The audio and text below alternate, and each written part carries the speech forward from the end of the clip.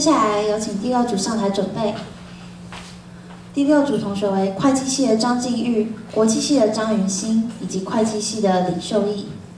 他们的题目是 What's the gap on gender equality between Taiwan and Sweden?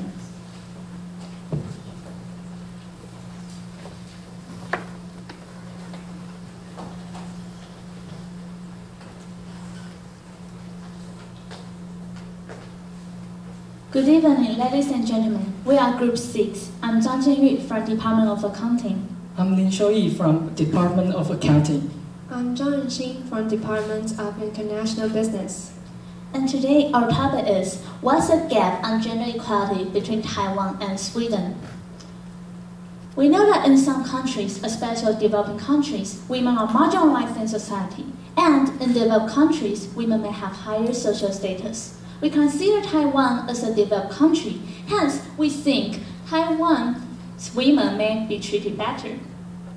According to Mastercard 2016 report, Taiwan gets 62.7 in Mastercard Worldwide Index of Women's Advancement, which is highly ranked in Asia Pacific area. And however, compared to other developed countries, Taiwan still has a lot to progress.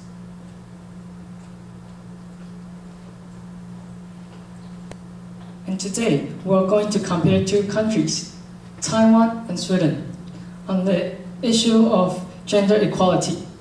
And we are going to emphasize on feminism. Because we think even nowadays, females are still not as powerful as male in most of the patriarchy societies. So, we want to speak out for females.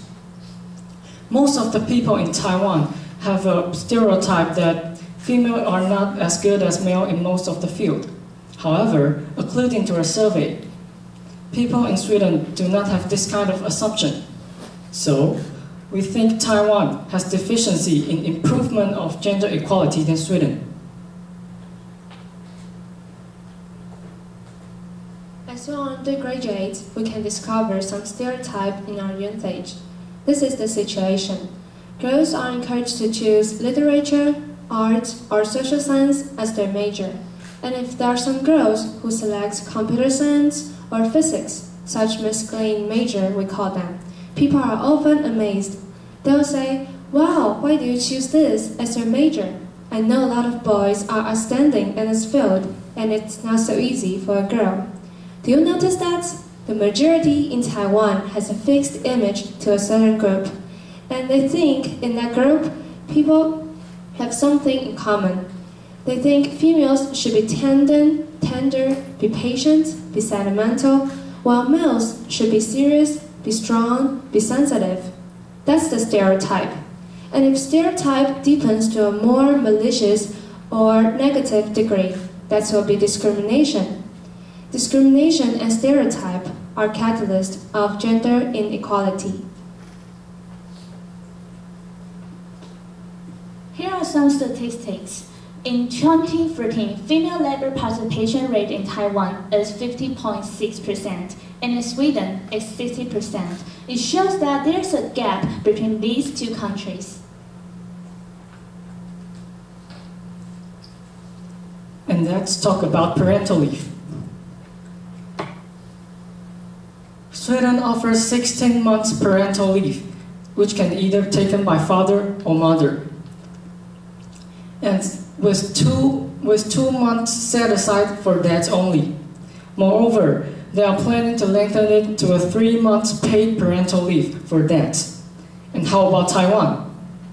Taiwan offers 8 months parental leave, but only 5% was taken by male. Why? Because women in Taiwan are expected to take care of children at home, not men. Compared to Sweden, Taiwan still has a lot to progress. How can we make a difference? A stereotype and discrimination are so hard to change because they are formed in a long time. In 2013, Emma Wilson advocated feminism on United Nations Conference. She mentioned, statistically, there will still be 50 years for us to reach real gender equality. Well, it's a huge project, And the most efficient and effective way to solve this kind of structural problem, we think, is to educate. Because our memory is an accumulation of experiences and our values shared in this process. So if we educate our next generation, what is gender equality, why we should pursue gender equality, and how can we achieve gender equality, perhaps decades ago, we can truly eliminate gender disparity.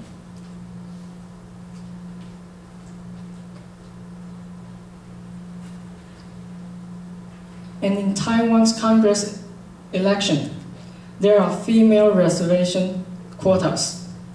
Yes, it does protect females' rights, but let us think it in a different way. It is female reservation quotas that manifest gender disparity. Why? Because we unconsciously put women in a lower social status, so we want to protect them. And we compensate them with such privilege and ignore the real problem behind it.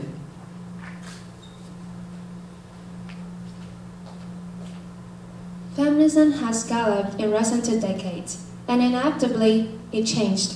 Some people distort feminism, and they think they can rationalize any of their conduct under the banner of feminism.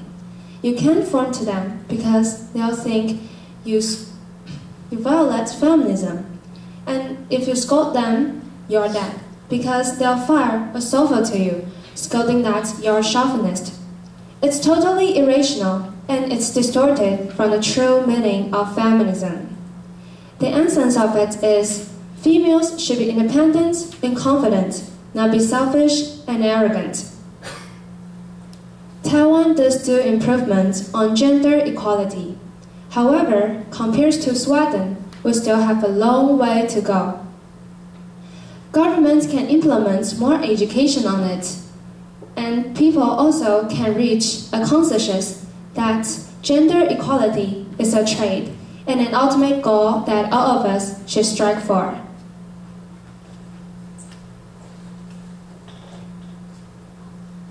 Thanks for your attention.